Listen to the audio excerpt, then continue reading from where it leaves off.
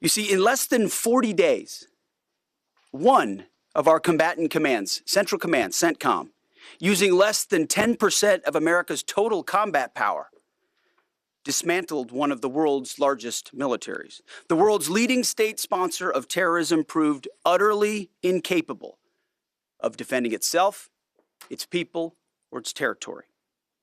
We untied just a fraction of our strength, and Iran suffered a devastating military defeat.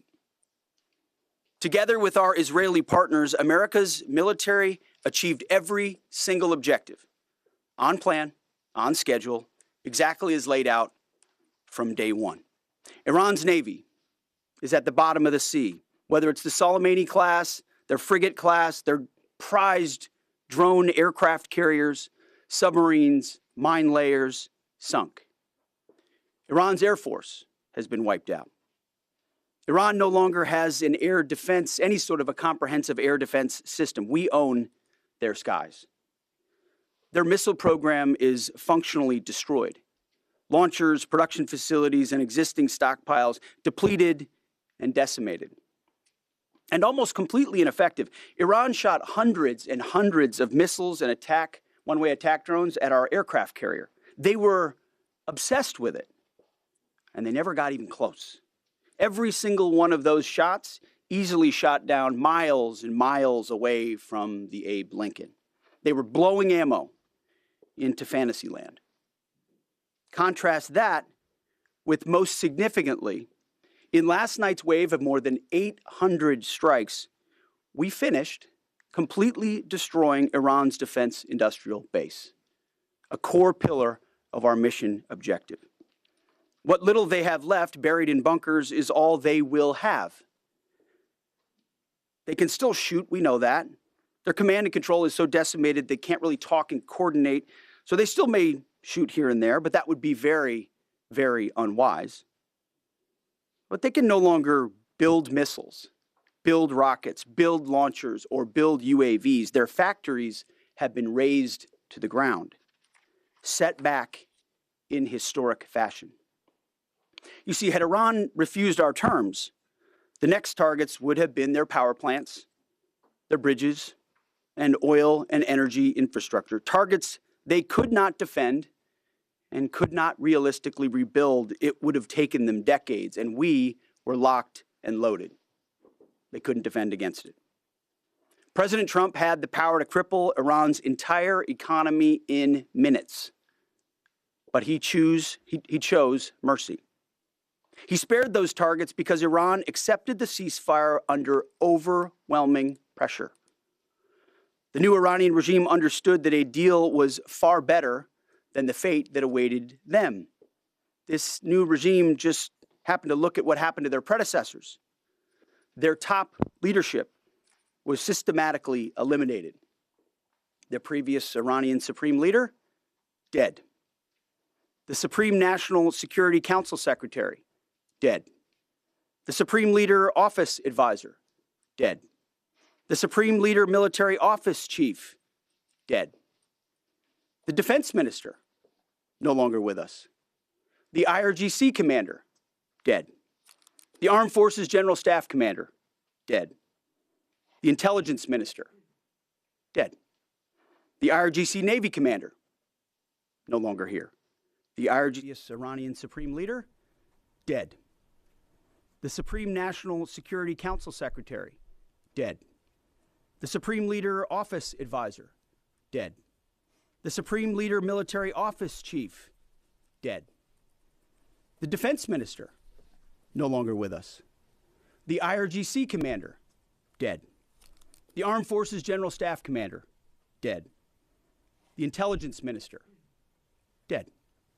The IRGC Navy Commander, no longer here. The IRGC Intel Chief, dead. I skipped over a bunch, and I could go on and on and on, to include the so-called new Supreme Leader wounded and disfigured. This new regime was out of options and out of time, so they cut a deal. They know this agreement means that they will never, ever possess a nuclear weapon. Under the terms, any nuclear material they should have will be removed. Any material, they should not have, will be removed. Right now, their dust is deeply buried and watched 24/7 overhead. The president has been clear from the beginning, there will be no Iranian nuclear weapons. Period. Full stop. Other presidents said it. President Trump did it. Operation Epic Fury. Less than 6 weeks, clear mission, decisive action, overwhelming firepower, America first, a historic battlefield victory. For decades, Iran killed Americans with roadside bombs in Iraq, using cowardly proxies to do their dirty work while they hid safely in Tehran. They struck our embassies with car bombs and attacked from the shadows, never daring to face us toe-to-toe. They thought they could bleed America with impunity. Well, they just learned the hard way what happens when you try to fight us directly. And even when they got lucky, one time in 40 days, and downed 2 of our pilots, they couldn't hold them. In a daring 14-hour rescue operation, 7 hours in daylight and 7 hours of night, both pilots were recovered safely. Not once, but twice. A daylight thunder run right up the middle of their country. Boots on the ground. A midnight raid right up the middle of their country. Boots on the ground. 0 American casualties. The Iranians humiliated and demoralized.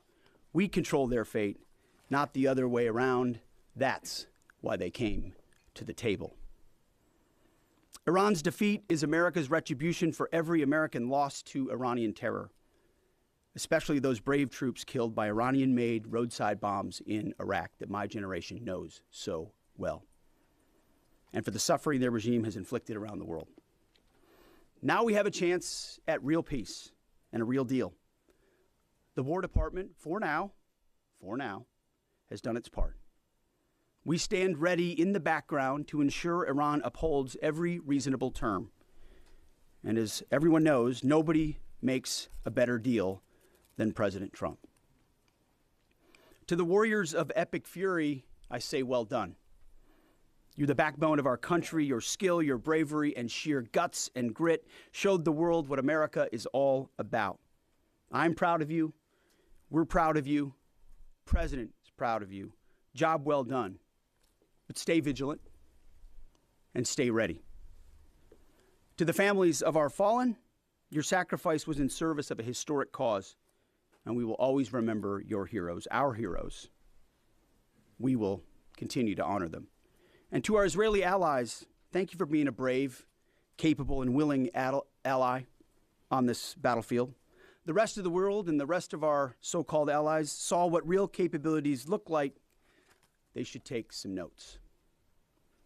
Our troops, our American warriors, deserve the credit for this day. But God deserves all the glory. Tens of thousands of sorties, refuelings, and strikes carried out under the protection of divine providence. A massive effort with miraculous protection. Dude 44 Bravo spoke for all of us. God is good. The chairman will now provide an even deeper military detail on the historic success of Operation Epic Fury. Mr. Chairman. Thank you, Mr. Secretary, and good morning, ladies and gentlemen. Thanks for being here. I want to start this morning by honoring the 13 members of our American Joint Force who were killed in action thus far during this operation. Their sacrifice and that of their families is deeply important to us, and we are grateful for each of them.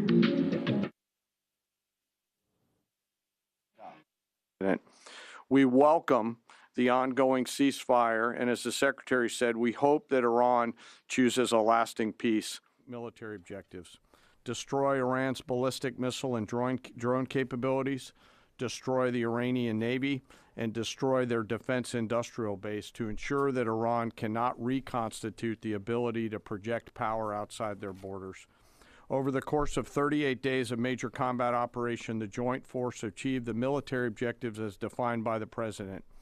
We welcome the the ongoing ceasefire, and as the Secretary said, we hope that Iran chooses a lasting peace. But as Secretary Hegseth said, let us be